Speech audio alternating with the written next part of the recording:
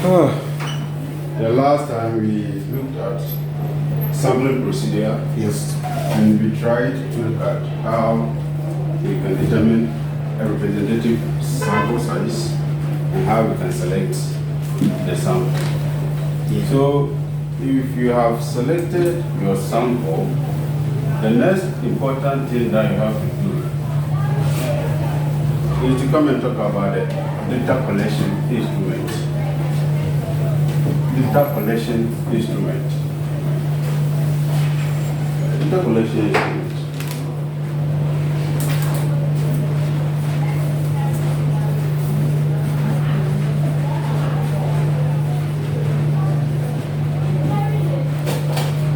So, data collection instrument, we mean by data collection instrument, we are thinking about what the researcher used to collect the data. What the researcher used to collect the data. So we want to gather data about your respondents, right? On the issues that you are studying in your research. So what are the tools that you're going to use to collect the data? And that is what we call the data collection instrument. And like the research designs that we saw, the design prescribes the type of appropriate data collection instrument that we have to use. So if your research design is more explanatory research, then you have to use structured means to collect the data or structured instrument. If your research is descriptive, then you can use semi-structured instrument to collect the data. If it is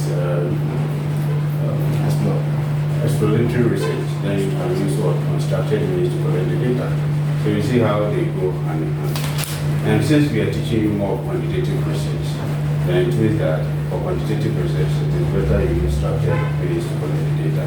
So some of the things that you can use to collect data could be the structured questionnaire. And a structured questionnaire means that every element or every sample answers the same items. Okay. Every sample responds to the same items. Usually, responses are predetermined. And therefore, the responsibility of the participant is just to take the appropriate response. Just to take the appropriate response that reflects his or her opinion or views about the thing that we are talking about. So you can use structured questionnaire in that. You can also use structured interview. Okay. So you have to go and read in details what the research structured questionnaire is about, structured interview is about, and what unstructured questionnaire, and then unstructured interview guide, or semi-structured questionnaire. Okay. Structured items employ what we call close-ended questionnaire. Okay. Structured instruments use close-ended. They use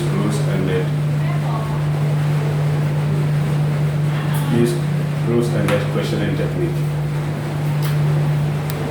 Close-ended questioning technique.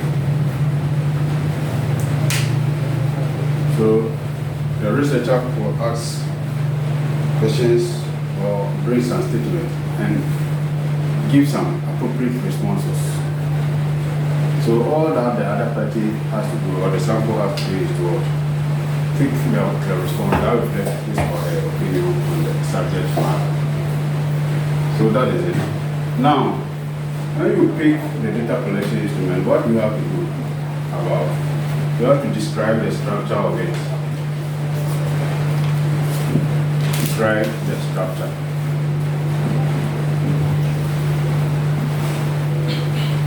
So here it is a questionnaire that you use. How was it structured?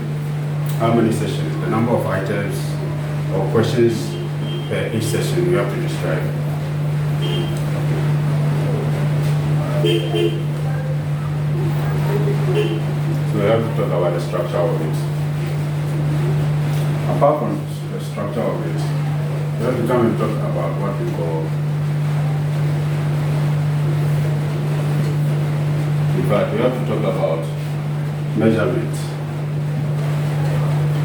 Measurements.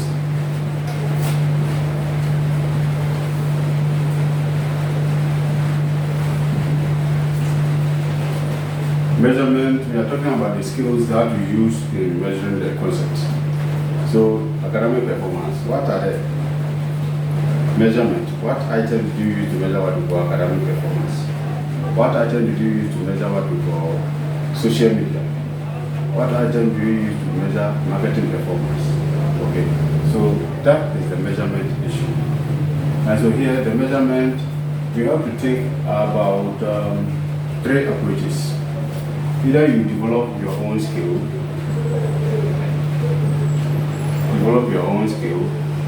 or adapt existing skill, or adopt existing skills. So when we are talking about measurement, I've given you 3 instances that you can use to build your argument for measurement. We can talk about the development of a new skill. So the concept that you are measuring, if you don't have any existing skill to measure it, then you have to develop a skill. Is that not it? So you have to tell us how the skill was developed. We will look at that.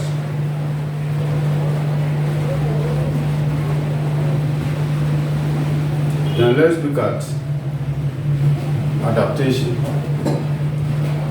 Adaptation simply means that you pick pre-validated skill that has been sanctioned as a good skill, but you make changes, you make some minor corrections in it so that it will fit your context of study. So it means that you don't take it verbatim. Okay? And we normally advise that we do research by, you at this stage, you don't have to think about developing a new skill.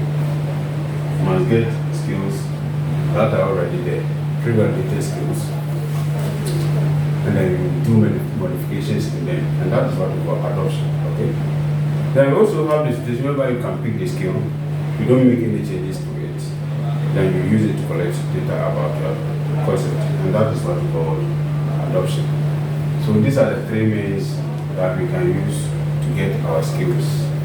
Okay. To get your skill, skill is something that we use to measure something.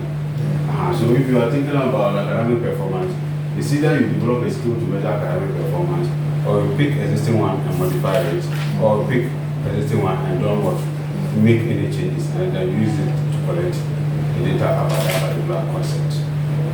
So these are the 3 things that you have to talk about at the measurement level. It doesn't end there. When you measure them, you have to come and talk about validity. And you also have to talk about reliability.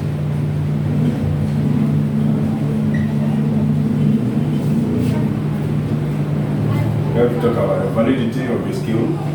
You have to also talk about the reliability of the skill. Now let's look at what we mean by the validity. When we talk about validity of the skill, we mean that the skill is able to measure exactly what it's intended to measure. Valid skill means that it actually measures what it intended to measure. It's not everybody or every researcher who is good at asking the right question to measure the variables or concepts he or she wants. It's not everyone who can do that. That's why we advocate that you either adapt or you adopt. Because if you want to develop new skill, you may not ask the right question. That will help you to actually measure that particular concept of interest. Okay. So when we talk about validity, we mean that the skill should measure what the purpose to measure.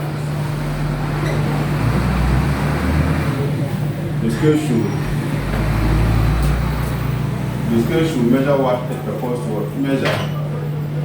Somebody wants to look at your CGPA. Instead of the person to ask you, what is your CGPA? The person will ask you, oh, you do write quiz this semester? Has it got to do with your CGPA? Or what program are you doing? Is it a valid question?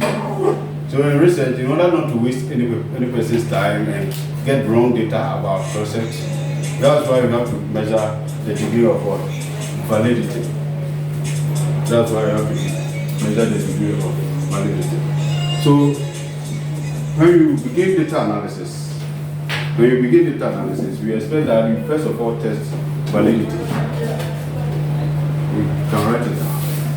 When you begin data analysis, we expect that you first of all test what? Validity. First of all, test the validity.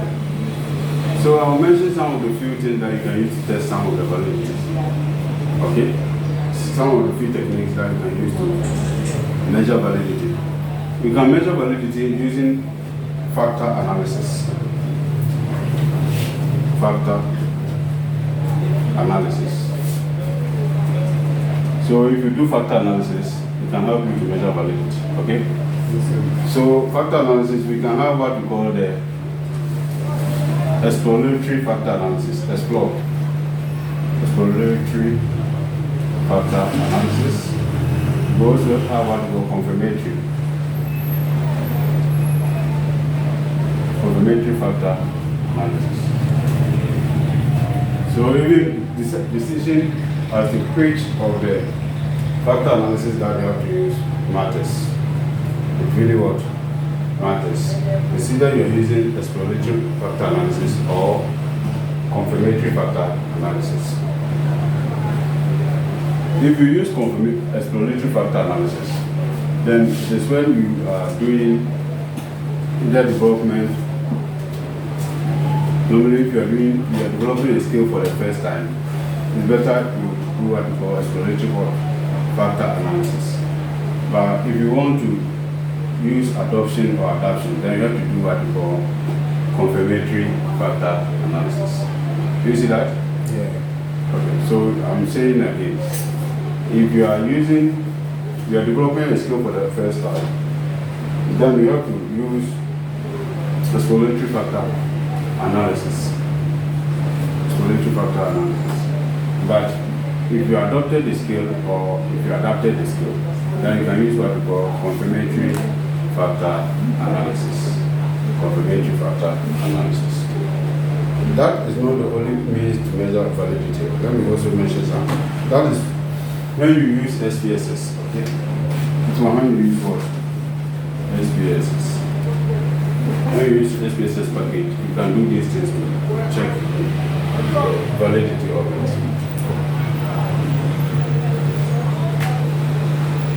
Apart from that, you can also conduct structural equation modeling, same. Whether it's covariance based or PLS based, okay. So you can also conduct same PLS based or covariance based, same.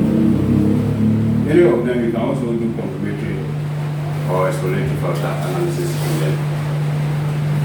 So we have proxy measures that we can use to measure validity. But under SEM, we have so many different kinds of validity that we can talk about. We can talk about convergent validity.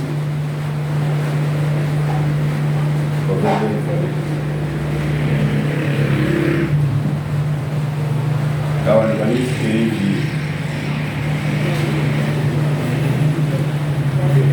Validity comes in so many forms. Depends on the approach that you are using. So you can use the AV to check that. You can equally look at what we call discriminant validity.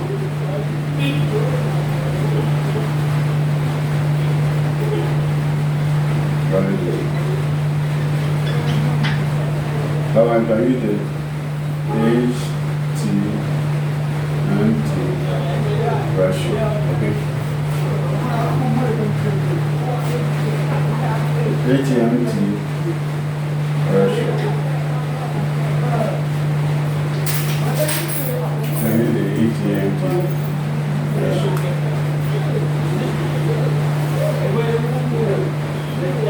So at least I've mentioned some of the things that you can use to measure validity. So if you really want to know how to use that, then you have to subscribe to the data analysis, where they will teach you all these things, how to do it. So that is it. Now the next thing we have to talk about the skill is the reliability. Because when you ask the questions, you go and collect data about them, right? So you must get a good data. So when we talk about reliability, we are talking about the quality of data. The quality of data that you get from the validated scale. I will illustrate an example for you to see. Maybe I want to know the age here. How old are you? How old are you? How old are you? How old are you? What is the evidence that you are telling me the truth? Somebody can say, I'm 5,000 years. 5,000 not data. Research. You go in, you want to know people's age. But people, some of them will lie to you. You can tell you that he's 25, but if you do the actual calculation, if they examine his skeletal, then they will know that this guy is more than 32 or 42. He's lying. Have you seen the problem with social science research now? You can get a valid question, all right, but the data that they provide you does not correspond with the quality of the question, the question that you asked or the item that you used. So that becomes very difficult for you. People are not satisfied. You ask them, how satisfied are you with our service? Oh, very satisfied. And this same person will go out and tell people not to buy your products. Do you understand what I'm trying to say? Yeah. So they can give you data, all right, but the quality of data becomes trouble. It becomes a challenge. And one thing you can use to check the quality of data is what we call the reliability tests. So let's look at some of the tests that we can also use to check for the reliability. So we have what we call internal consistency tests. Internal consistency test. That is when you're using SPSS, okay? When you're using SPSS, you can use what we call internal consistency test.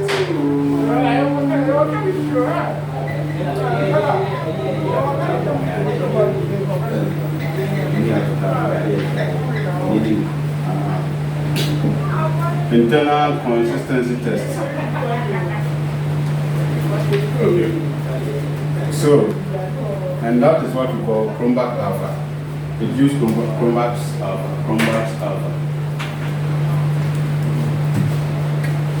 For internal consistency, you can use what we call Chromback's Alpha. Chromback's Alpha test. Okay. If you do that, it will help you to know whether your data is reliable or not. The one that I mentioned, they use some statistical criteria to judge. If you score within a range, then we say that your questions are valid or your data is reliable. So for instance, if you use Chromback Alpha, for instance, you must get 0.7 and above, 0.708 and above. If that threshold for the data is up to 0.708, then you can conclude that your data is what?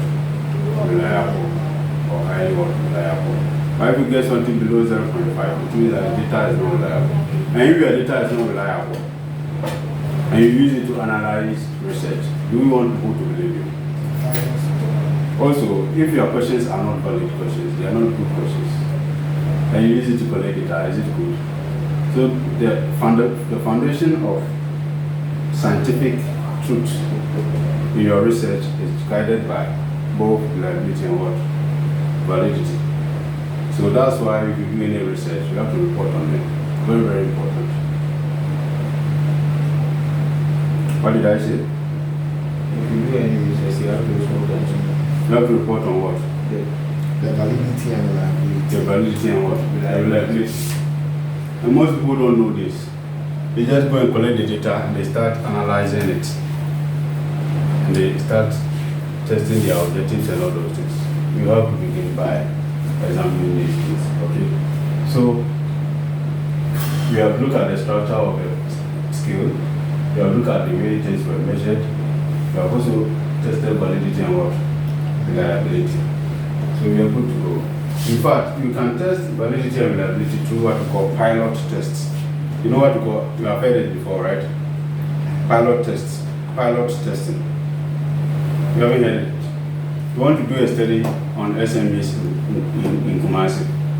But before you go, you have to go and check the quality of the questions and the quality of data that you get.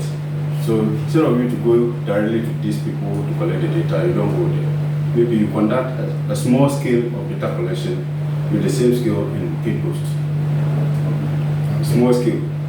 If your sample size is supposed to be maybe 500, you can collect about 30 or 50 in K-Post by targeting the same sample in the same target population. And then you calculate the validity, you also calculate for what? Reliability. If things are not as expected, the measures or the scores that you have for validity and reliability, then you can do modification to the skill. By skill here, let's think about the questionnaire. Okay, you can do modification about the questionnaire before you send it to the main kind of research, and that is what we call pilot tests. Pilot study. I have the ability test for that. Your master's. Okay.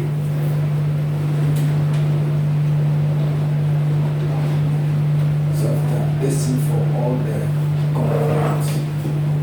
This is the overall one. 119 items. Okay. What did you get from backup? Have you seen? It's very bad. From backup is 0.1. Is it above 0.7? Yeah. So it means that my data is what? Good. The quality of my data is good. So that is how we do it. The statistics is very easy. If you get the proxy measures, and you get the criteria, that's all. If it meets the criteria, we say it's okay. If it doesn't meet, it's not okay. So that's how it is. So these are things that you have to talk about your skill. Now that you have been able to talk about your skill or your instrument, the next thing you have to do is to come and tell us how you are going to collect the data. And that is what we call data collection instrument, data collection procedure. So after data collection instrument, where do you go? Data collection procedure. Data collection procedure. That one answers how you collected the data. The practical steps that you follow to be able to collect the data. And therefore, issues about describing the various steps, describing the various steps and activities that were followed is critical. Okay? Data collection procedure.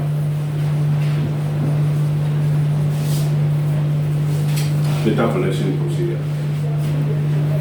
You should be able to tell us the practical steps and activities. Write it down. That one day, I'm not the one to tell you how you did it.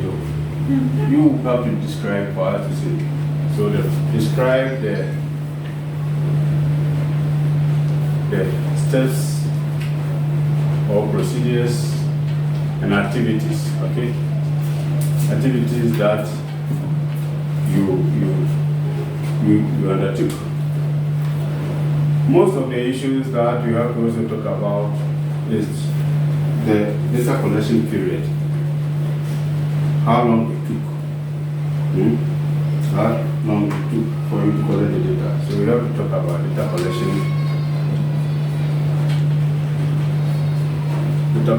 period. So if you can have specific dates, very fantastic. If you have specific dates, that is more needed. Okay.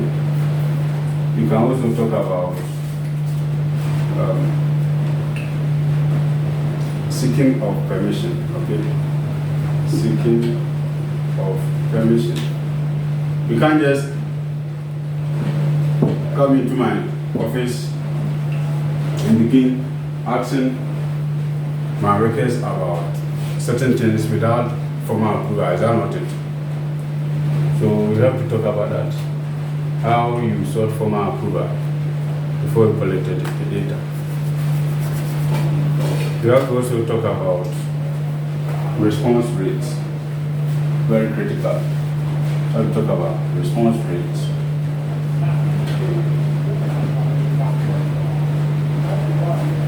When we talk about the response rate, we are talking about the number of items that were retrieved and deemed accurate. Okay, the number of items or questionnaires that were retrieved and deemed accurate from the total number of questionnaires issued. Then it is usually expressed in what? Percentage, or expressed as percentage. Okay. So for instance, if you issued 430 questionnaire issued, and then you collected 395. Out of the 395, 7 are defective. 7 are defective. And now they are unusable because the people did not provide enough data on them. What would be the total response rate? So 395 minus what? This amount. The 7. Minus 7 is going to give us what? 3 is 8. 3 8 is divided by how many were issued? 430. 430. Multiply by what? 100%. And that will give you the response rate. The defective one is very, very important. Don't you always assume that all the questionnaires that you collect or retrieve are good. Some of them, the people will not even write or put a thought on them. Or they can even give you wrong data, full of outliers. Imagine that in your scale, you expect them to rank them based on 5-point likelihood scale. If somebody is providing 8 points, 10 points, 11 points, it is out of the range, is that not it? So it has some problem. Or most of the questions are not answered. About 50% of the items or questions on the questionnaire are not what? Answered by that particular respondent. Can you add the person's view to it? It doesn't make sense. If you add the view, it's going to affect the validity and the reliability of the data that you generate. Is that not it? You have to make sure that you clean it up. Cleaning the data is different from data manipulation. We will look at that. So you have to calculate for the response rate and then report on it. You have to also come and tell us some of the challenges that you face on the field. Challenges.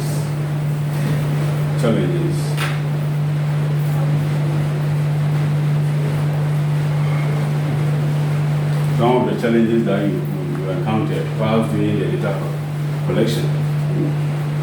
And that is not a limitation. The other time I told you, the limitation are the weaknesses in the completed work. The challenges are the troubles that you face, yet you're able to pass through. So you'll be able to tell us the challenge when it came to data collection. Would you like to continue?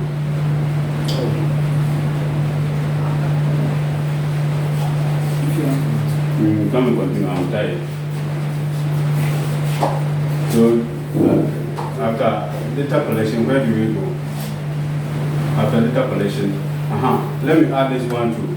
You have to talk about it. You have to talk about the sampling. Remember, sampling technique that you use. Because when you're going to collect the data, it is then that the sampling technique that you use to what manifests. okay. So it should be part of the first thing that you have to talk about. Okay, sampling. That is what I mean by describe the steps for activity. So focus on what? Sampling technique that you use. And we know the sampling techniques, right? Yes, sir. Good. So you have to tell us how you practically implemented that sampling technique in the study.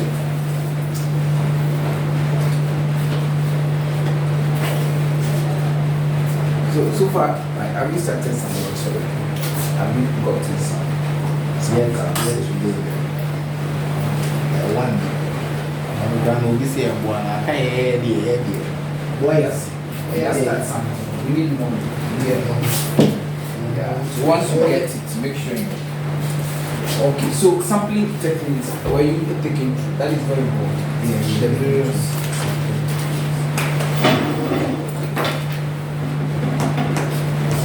So we are almost done with chapter 3. Yes, we have to finish them with them today.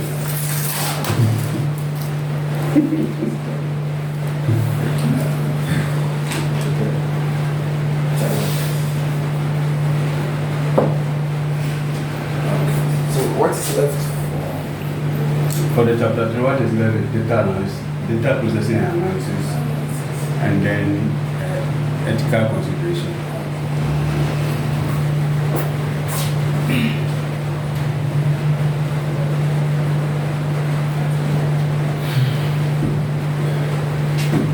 processing and analysis? You are recording. Really? It is my own face. Alright, so we're almost done with chapter 3. The most important, or one of the most important parts, is the data analysis and data processing analysis.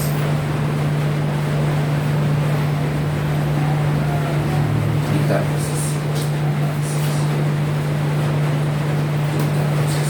Let's write some small notes. This session highlights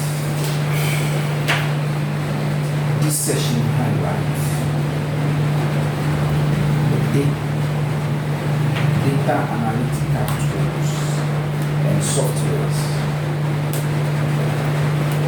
It highlights the data analytical tools and softwares employed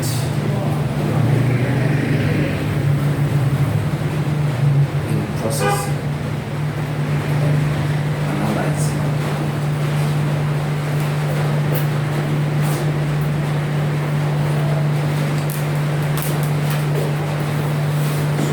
This session is which data analytical tools to analyze or to process your data. Okay. So we are aware, that is why from here you have to transition to some of those without the here. So you have to tell us which of the tools you're using. That is the first aspect. So are you using SPSS? And if you are using SPSS, which version are you using? Which one is the latest version? SPSS? Oh, it is very advanced, so I don't know for now.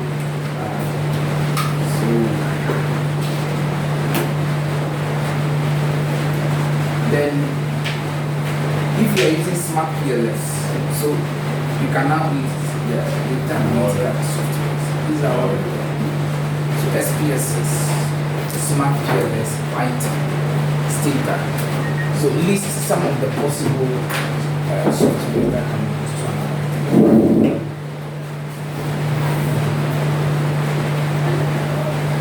Yeah, so you have to be able to identify each of the softwares you're using to analyze.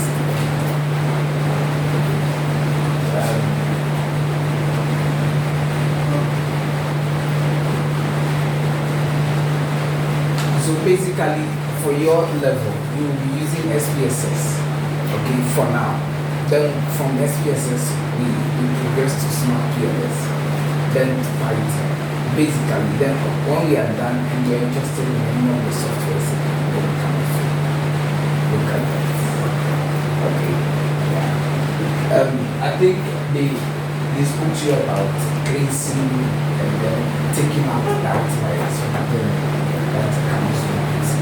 If you've captured some information that are too far away from what's or the central thing is, then you must also cut them off so that we can focus on what we're actually looking at. Yeah, so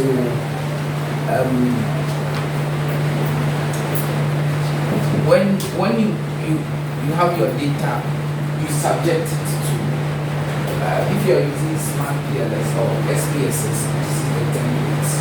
Okay, here I can't talk much because I suppose that you guys will subscribe to this. So all you do is that you have to code your data into the software. We have the data view, we have the variable view. Okay, yeah, so the variable view is the one, is the template we are seeing. You code them based on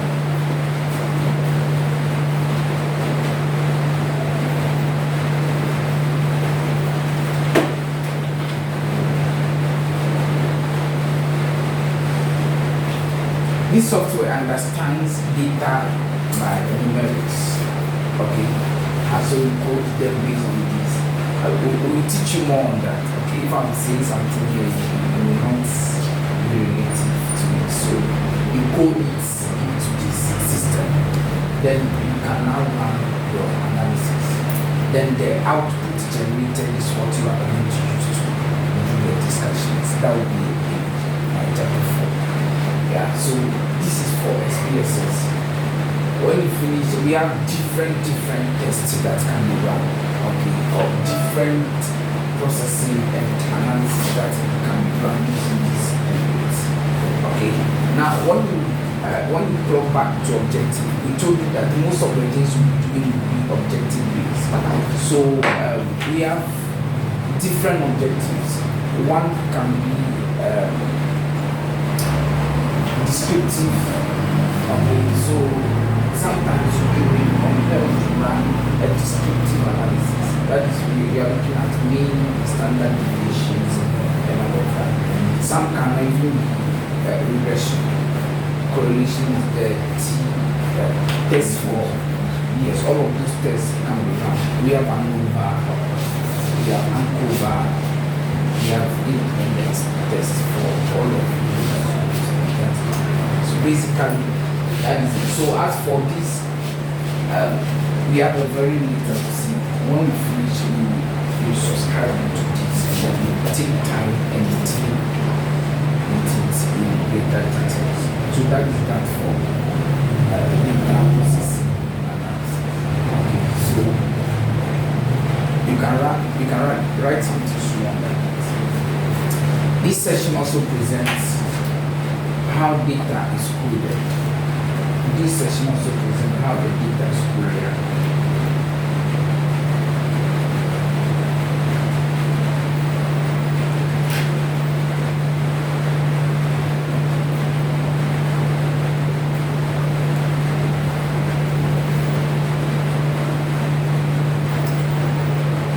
Also presents how the data is coded.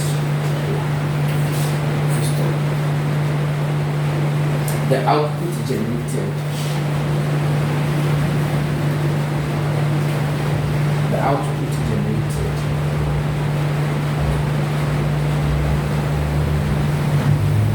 becomes the foundation for discussion.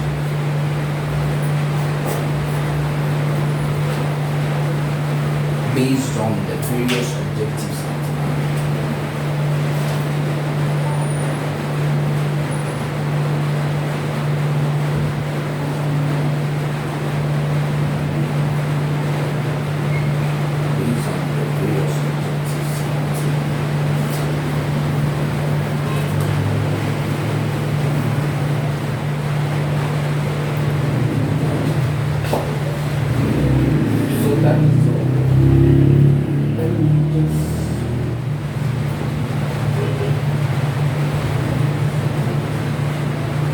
So when you take your questionnaire, okay, we have different parts of the questionnaire, or if you are using questionnaire as your research instrument, we have the demographic parts, then we have section A, section B, section C, section D, depending on the various objectives that you've said.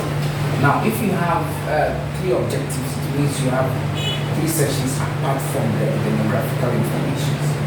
Now, I know you know what demographic information is.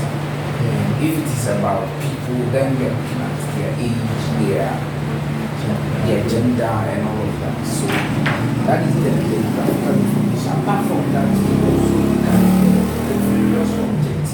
Now, when you take objective 1, okay, that is the broad objective. There should be questions that should measure that, or there should be certain indicators that should measure that.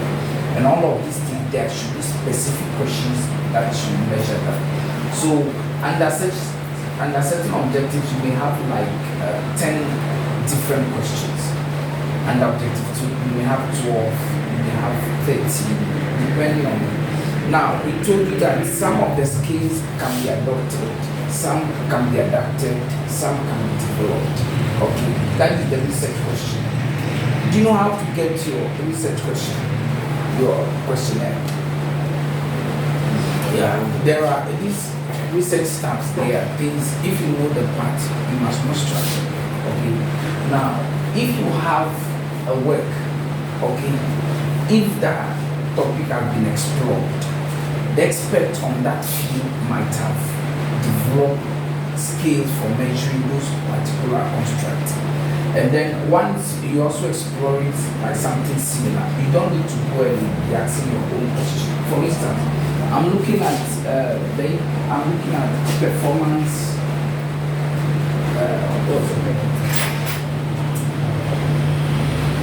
Management.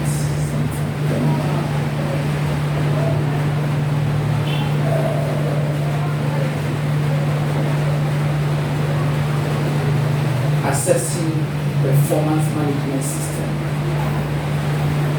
and their impacts. So my research topic is their impact on productivity in a particular firm.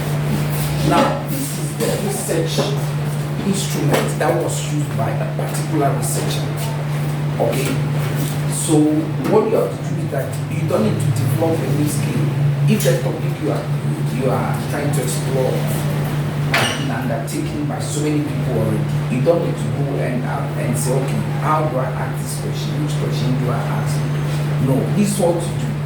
Okay, you type your question, go to Google Scholar, then type the question, type your research question. Okay, so let's say, what's your topic? Social media An academic performance. Then you open brackets, then you write thesis. Then you close the bracket, then you hit the enter key. Okay, this is very important. It will relieve you of a lot of burdens trying to come out with new research questions yourself. So your topic is what again? CSR. Yes, I remember. So CSR and blah blah blah blah, and then you open brackets, then you hit it. Okay, but that's still, UCC repository. Yeah, when you go there, most of the, now this is the point. Thesis, every good thesis must present each research question at the end. If it is masters, you should present the research question at the end. If it is PhD, that must also happen. Okay.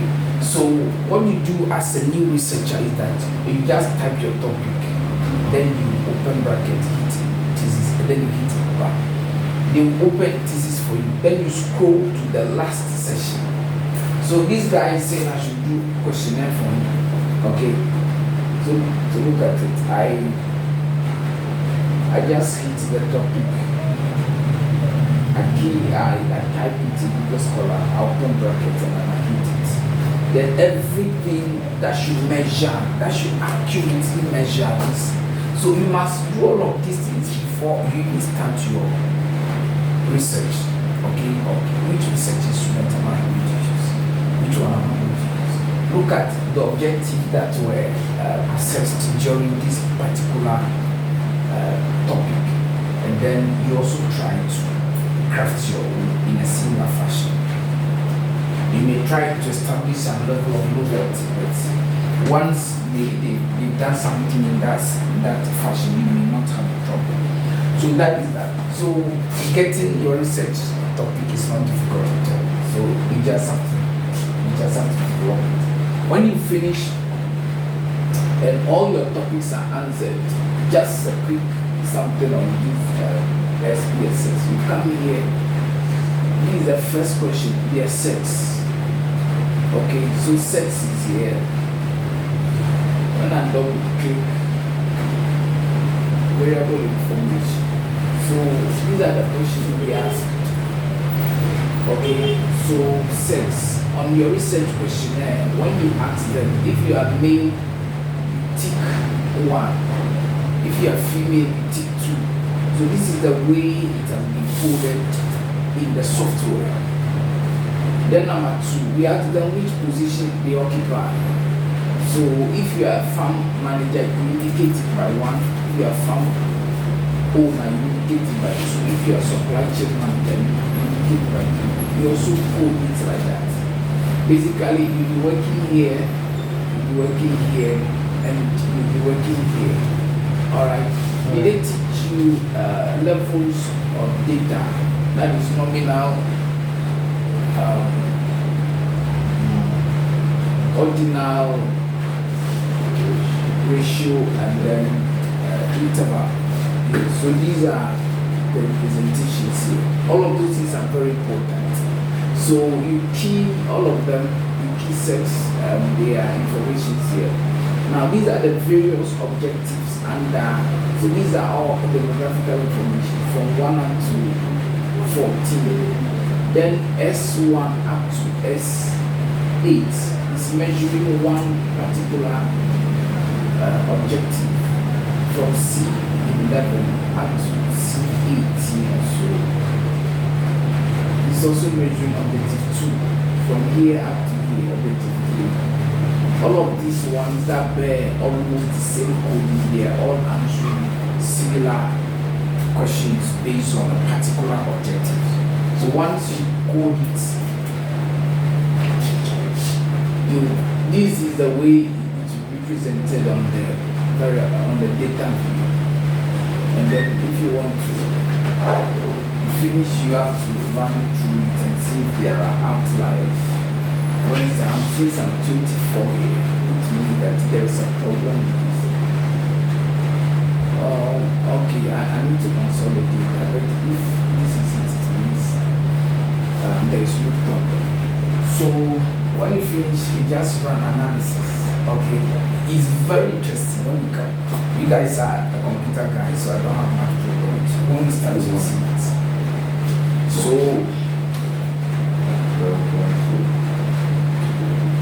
if you are running descriptive, just quick. You want to progress. So, maybe you want to look at the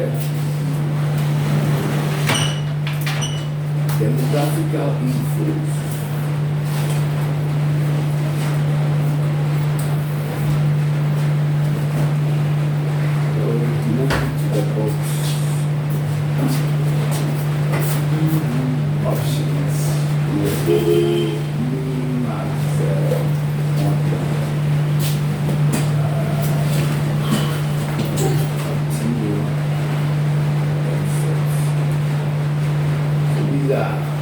Demographic information about you copy this, you send it to your SPS, you send it to your word, you change the table to AP, okay, then you present this. Once you present, then you comment based on your various objectives. So it's very, very easy once you know what you're supposed to do. But for this, we have time to talk about this in greater details. Senior, yeah, sorry you left. I was highlighting something important. Most the the trouble of many researchers is that they don't know which questions to ask to measure which constructs. So, if you are doing a quantitative research, you would be expecting that, oh, no, wait, we have to do ethical consideration.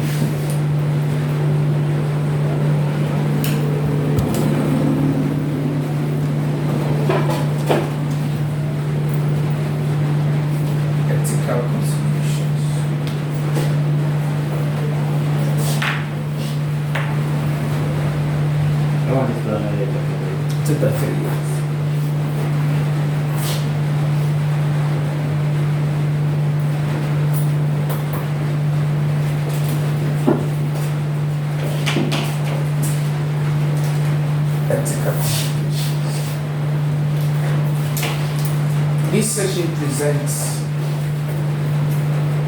the ethical protocols.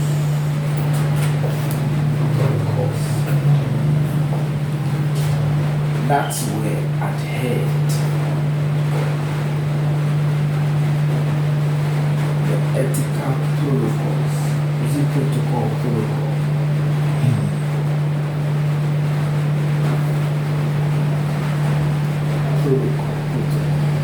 That were adhered during the collection of the data. In Nigeria, we call it data. In Ghana, you guys call it data. Me, I'm not a Ghanaian. I'm a Nigerian by choice. I'm by birth.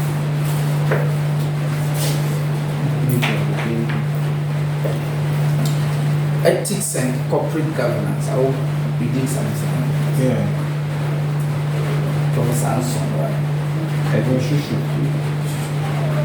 Oh, really? He thought that?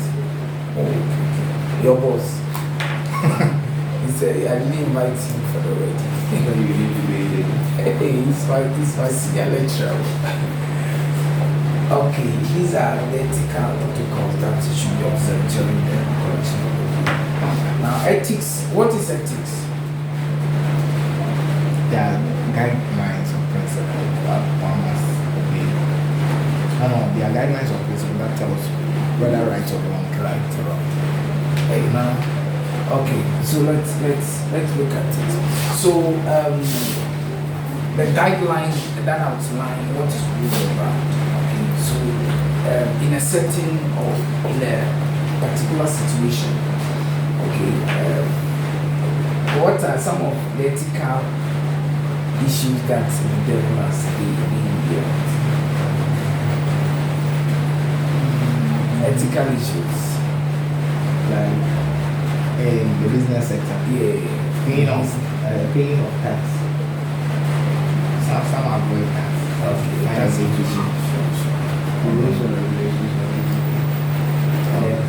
Some, I think even CSR, they have debates on it. Some people think after doing your business, just do your business and go. So far as you are paying tax, why do you do CSR activity? Some people say the environment, you are within the environment and you need to treat them right. So they have different thoughts. So in research too, there are certain ethical considerations that must be considered. Okay, yeah. If you are going to collect a data, you must be able to ensure that those ethical considerations are adhered. Is it adhered to or adhered? Adhered. They will be. Be adhered to or adhered? But then it's adhered. Okay, so let's look at them. Or if you want to write anything, you can just write what it says. So ethics are guidelines that spells out what is good or bad. So the first one is the first ethical consideration that you need to consider is informed consent.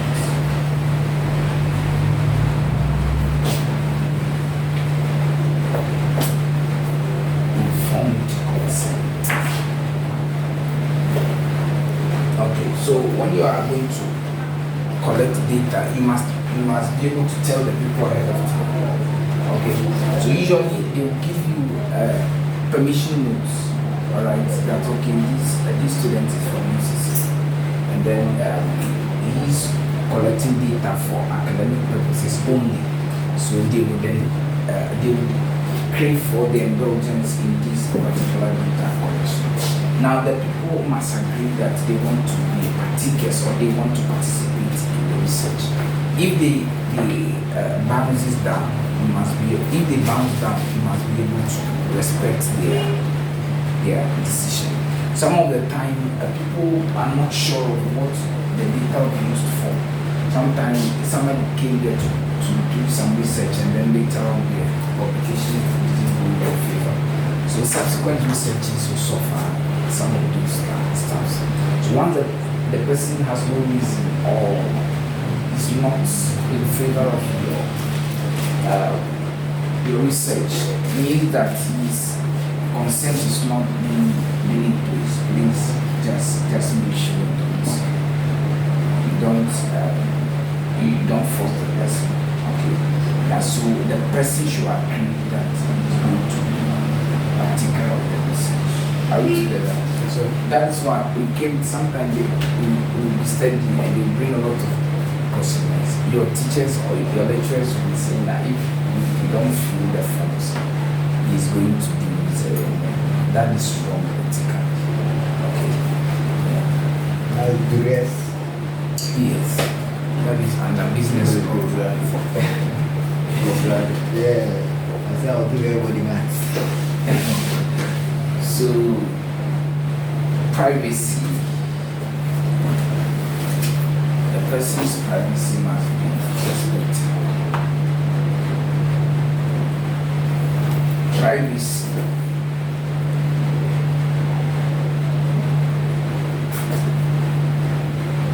Let me add kind of confidentiality.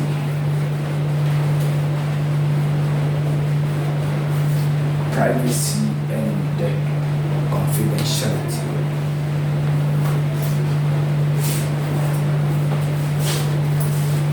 Privacy and confidentiality. Now, the person's privacy must be respected. You can't go to do a research and the person is laughing. Okay, and you have to rush to the battle just because you want to find. There are certain places in the organization they tell you that this place is for the staffs only, and because you are doing a research, you want to violate that protocol, you have to respect their privacy. Okay? Then confidentiality. If something is confidential, mostly the participants, their identity must not be divulged or their identities must not be disclosed. Okay, so if you are filling the form, you should indicate that this particular response is coming from this particular person. Okay, yeah. When you do that, you're violating confidential or you are violating confidentiality. And most of the time, you must indicate if the research is going to be used for academic purposes only. Okay, if it is going to be published for any other activity, that's one to one below.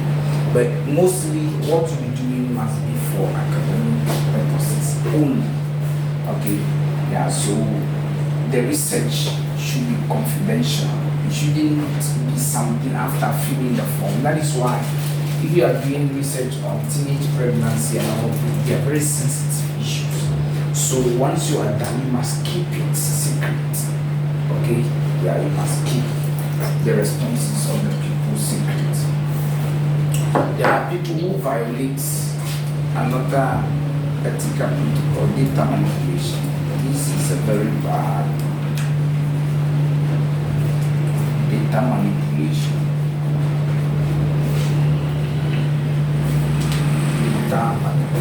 Your data should be free from any level of manipulation. Were you taught research paradigms? Yes. Yeah, either you are positivist, you are pragmatist, or you are interpretivist. Okay. in positivism, we are saying that data should speak to the problem by itself, right? Yeah, so mostly quantitative researchers should do this pattern. So there are people who they are very lazy. So what they do is that once they get the data or they get their questionnaire, they have their own way that they want their research to be couched. So once they get the questionnaire, they try to manipulate everything to make sure that what you are doing to what they want to see, but not the research bringing out the finding by itself. And that is also a very ethical issue, or a very critical ethical issue that must be considered.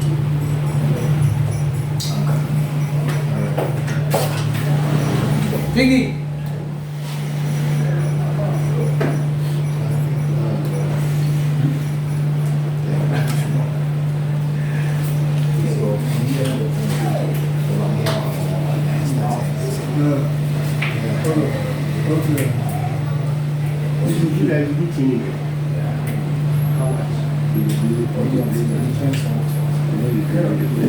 Well, I'm never going to sell it. I want to make money.